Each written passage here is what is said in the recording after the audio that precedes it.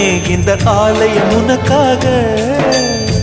வானில் ஒரு புயல் மழை வந்தால் அழகே என்னை எங்கனம் காப்பாய். கண்ணே உன்னை என் கண்ணில் வைத்து இமைகள் எனும் கதவுகள் அடைப்பேன். சத்தியமாகுமா? நான் சத்தியம் செய்யவா? தொடு தொடுவெனவே வானவில் என்னை தூரத்தில் அழைக்கின்ற நேரம்.